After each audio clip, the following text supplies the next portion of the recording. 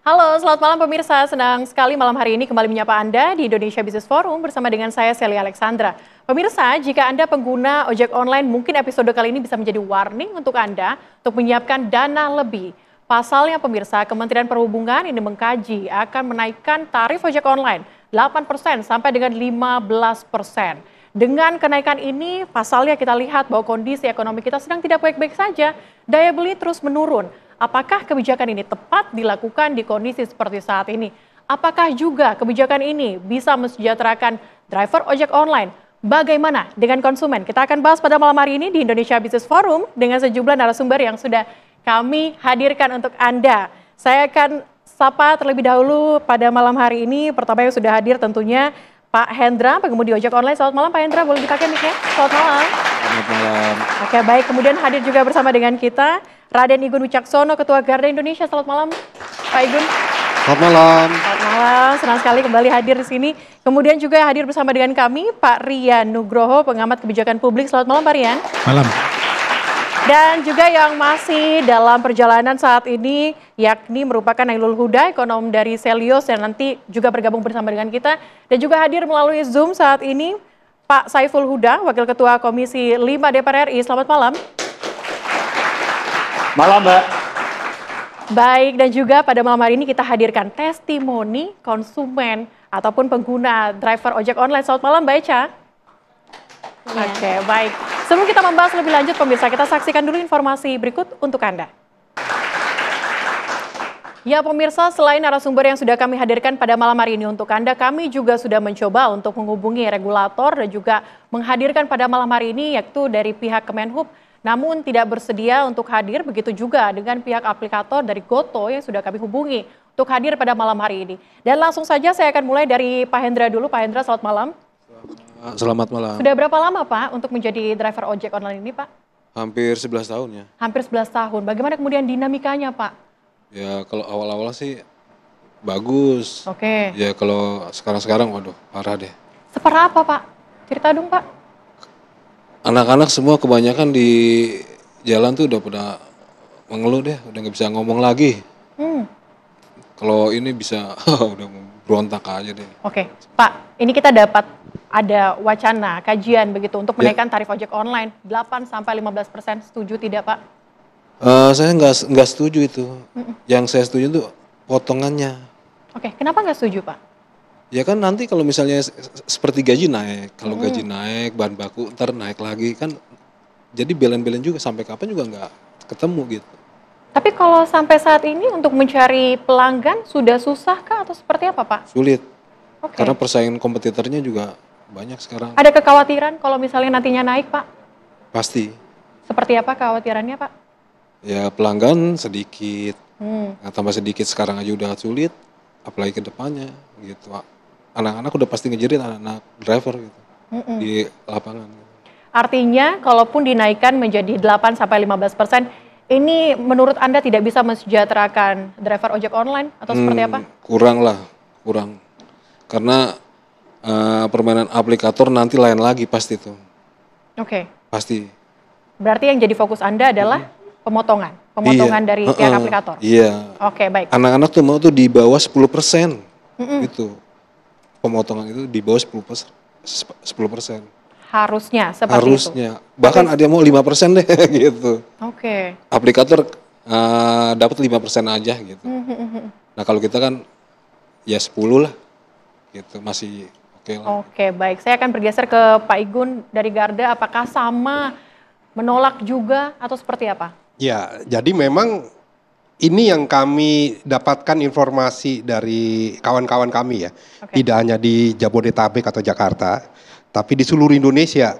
Kemarin pun pasca raker antara Komisi 5 dengan Kementerian Perhubungan, lalu Kementerian Perhubungan dalam raker tersebut menyampaikan bahwa Kementerian Perhubungan akan merevisi tarif dinaikkan 15%. Ini kejutan nih, kejutan ke seluruh para pengemudi se-Indonesia.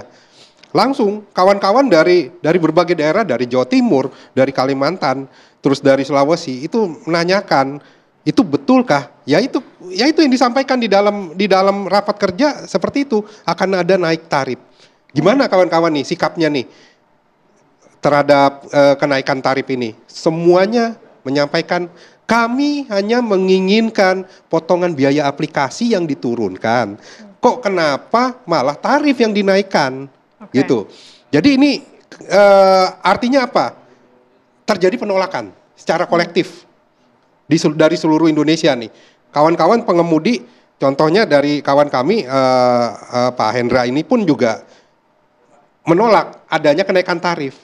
Karena gini loh, kondisi ekonomi saat ini memang tidak baik-baik saja, sedang tidak baik-baik ya.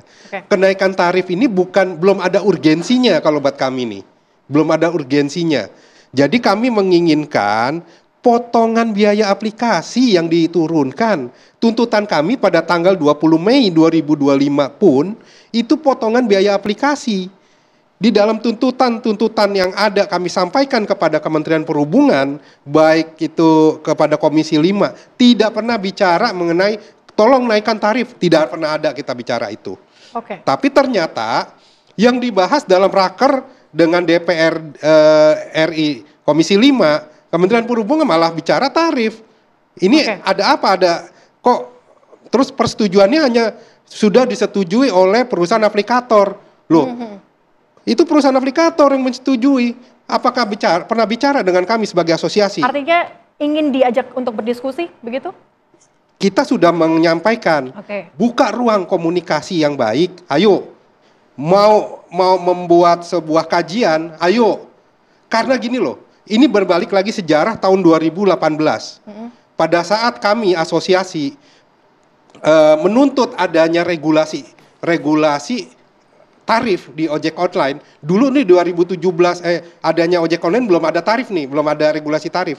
Lalu kami minta ada regulasi tarif. Itu kami dari asosiasi membentuk tim bersama Kementerian Perhubungan periode yang lalu ya, periode yang lalu. Itu kita yang membuat kajian semua. Kita bentuk namanya tim 10 pada saat itu. Nah, selesai itu udah terbentuk, tarif terbentuk, potongan biaya aplikasi terbentuk. Sekarang kok sebuah kebijakan disampaikan secara sepihak, tidak melibatkan lagi kami nih. Yang dari awal sudah membuat rumusan mengenai tarif bersama loh. Jadi rumusan tarif yang awal itu dibentuk oleh asosiasi, dibentuk oleh kementerian sebagai regulator, dibentuk oleh perusahaan aplikator, dibentuk oleh perwakilan konsumen, gitu, dibentuk oleh seluruh stakeholder. Lah ini nggak ada, ini hanya dua pihak aja, Kementerian Perhubungan sebagai regulator dengan perusahaan aplikator. Tiba-tiba 15%, 8-15%, dan setelah kami hitung, ini sangat tinggi sekali. Ini akan ada efek domino di sini. Baik, kami tangkap poinnya, tetapi saya juga ingin mengundang, sudah hadir bersama dengan kami pada malam hari ini, Pak Nailul Huda, ekonom Selyo. Selamat malam, Pak. Boleh dipakai dulu mic-nya. Selamat malam, Pak. Malam, Mbak. Baik. Nanti kita ke Bapak ya, saya menuju ke DPR terlebih dahulu nih, karena rasa-rasanya tadi Pak Igun sudah sempat menyinggung berkali-kali mengenai rapat RDP yang dilakukan bersama dengan Kementerian Perhubungan. Apa saja yang dibahas, bagaimana terkait dengan tarif yang akan dinaikkan ini, Pak? Ya, yang pertama terkait dengan usulan tarif, itu betul-betul belum pernah dibahas dengan Komisi 5. Kami pun dalam posisi kaget waktu Dirjen Perhubungan Darat menyampaikan itu. Jadi di mata kami itu masih levelnya kira-kira internal di Kemenhub, dan perlu tahapan berikutnya, yaitu melibatkan DPR untuk memastikan itu bisa jalan atau tidak. Di mata kami di Komisi 5 sendiri belum ada urgensinya seperti disampaikan oleh Pak Indra sama Pak Igun sama Pak Indra sebenarnya. Komisi 5 belum melihat urgensi apapun menyangkut soal kenaikan tarif ini. Dampaknya akan besar sekali, dan tidak otomatis itu akan memberikan tambahan tambahan insentif buat para pengemudi. Itu yang pertama. Yang kedua, di mata kami di Komisi 5 yang urgent yang harus dituntaskan adalah menyangkut soal perubahan permen terkait dengan potongan yang 20% itu. Jadi tuntutan teman-teman terkait dengan 10%, saya kira itu angka yang realistis dan itu Pak Indra juga sudah menyampaikan itu. Nah memang harus jujur diakui situasinya tidak seperti yang kita harapkan. Saya sendiri termasuk protes kemarin tidak hadir di dalam rapat kerja karena yang hadir Wamen. Padahal waktu itu kita sepakat Pak Menteri yang akan hadir karena kalau levelnya Pak Wamen tidak bisa memutuskan sesuatu. Nah karena itu menurut saya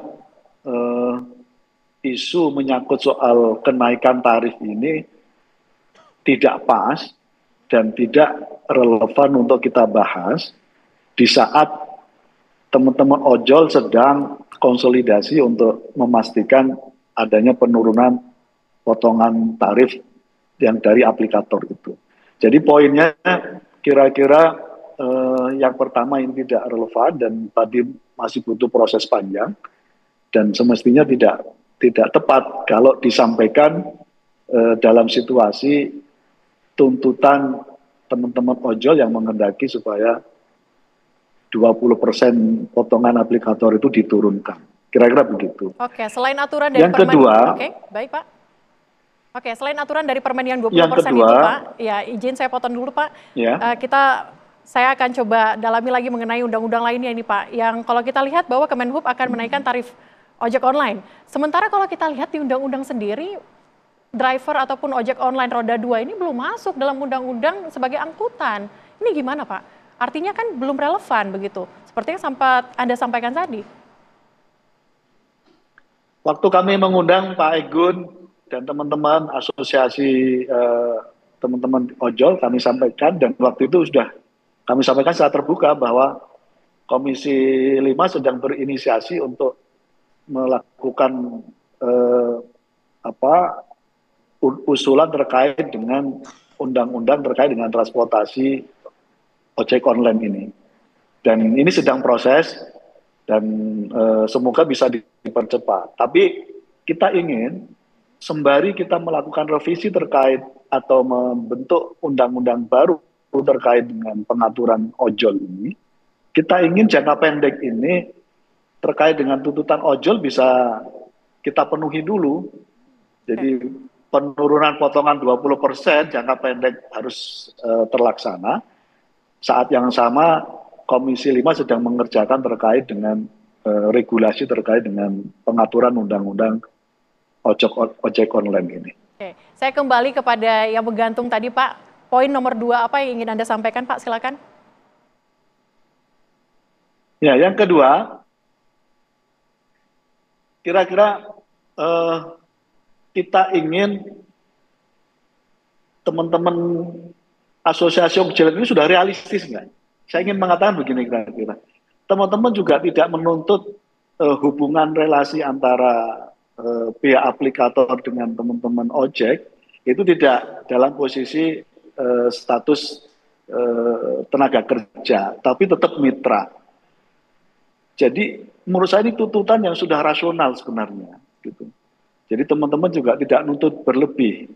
Nah karena itu titik temunya memang titik temu terkait dengan penurunan potongan aplikator.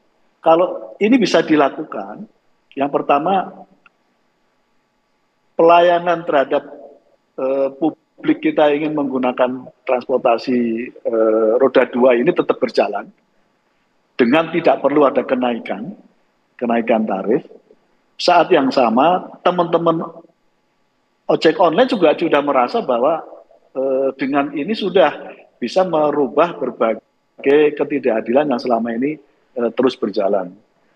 Nah, menurut saya titik temu ini harus diperjuangkan gitu. Oke, sebelum artinya berbagai upaya dan ikhtiar yang harus dilakukan ke depan. Oke, artinya poin pentingnya adalah jangka pendek dulu ya Pak ya. Selain untuk menaikkan tarif, kita fokus dulu kepada pemotongan aplikator yang begitu tinggi. Kita harus jeda dulu. Usai jeda kami akan kembali lagi untuk Anda membahas mengenai tarif yang akan naik. Kajian dari Kemenhub ini usai jeda di Indonesia Business Forum.